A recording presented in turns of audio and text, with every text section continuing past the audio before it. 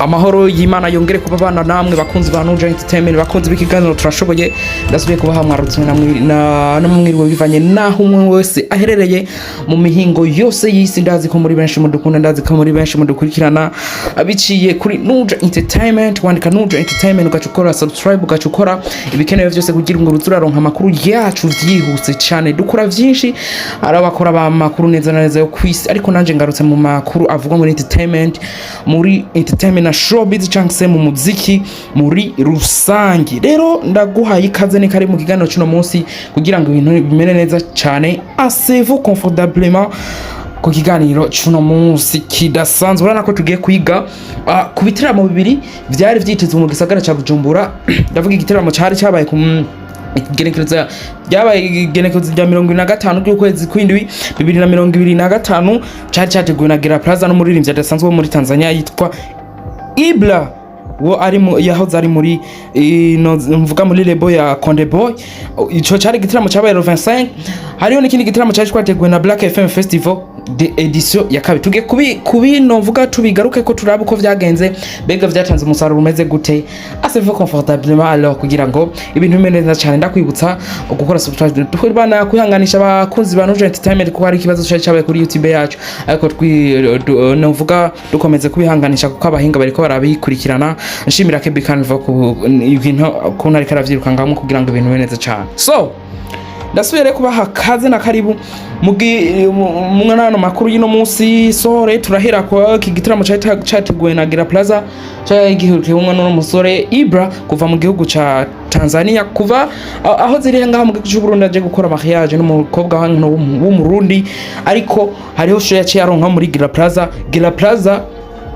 Cyari gitaramo cyari citezwe cyane n'abakunzi b'umuziki w'u Burundi, cyari citezwe n'abanyabujumbura baba neza neza hano i Bujumbura. Ni urana ko cyari gitaramo kidasanzwe, cyari gihurikiyemwo Ibra niwe nyene yaragikoranije. Urana ko kwinjira ya muri simple yari 10,000, muri VIP yari 20,000 francs.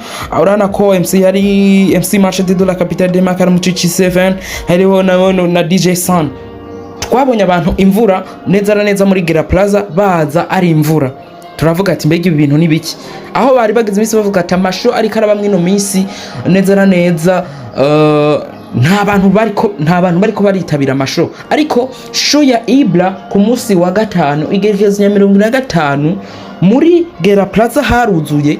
Apana bimwe bavuga ngo urumva ngo baba baje kunywa, ngo baba bari bisanzwe bari mwiyova. Umuntu yabaje kunywa niyo caja mu kirori ngo ni kubera ngo bayimusi ikintu utagikunda nacu bukunda.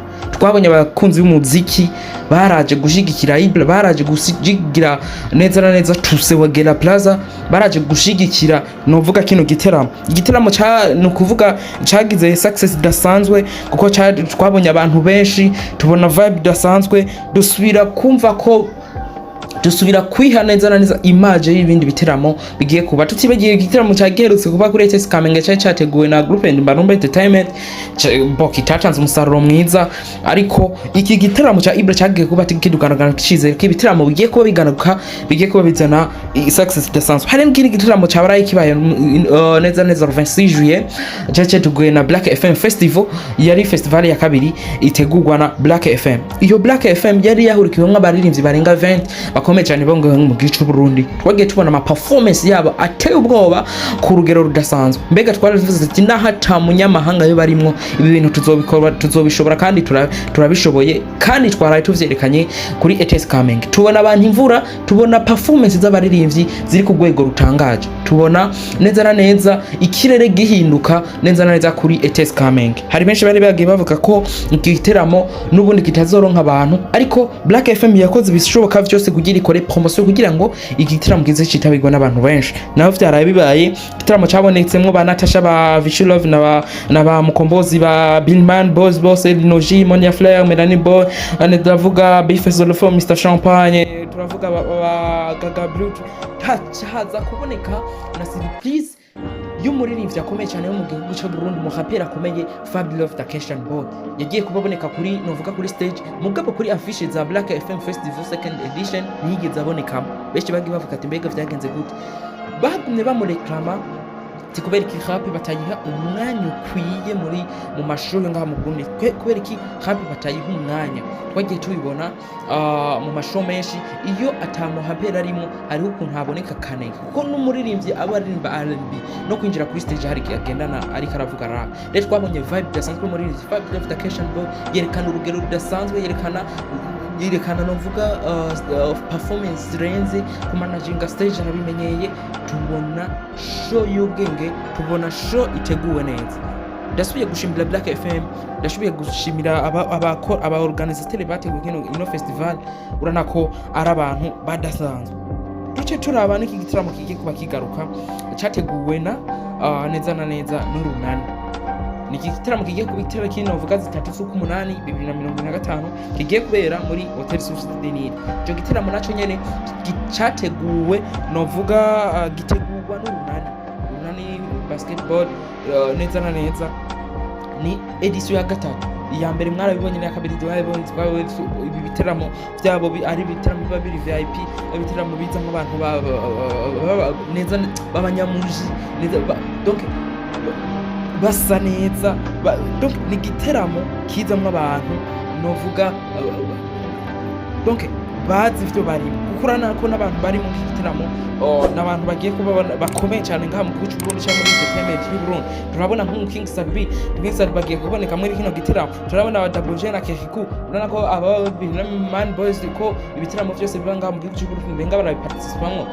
Tunaba felicite. Turabona Ukigingi, urana kuri comedy nawe nyene Karenzi. Turabona Victoria's Team, habo n'uwitwa Anas Minu, abo nibo bagiye kuboneka na Right Town DJs yose. Izo bihera MC bari MC Sadiki kwinjira kuri ticket simple 15,000 dika promotion hamwe na dika na ticket VIP 100 na 90k promo.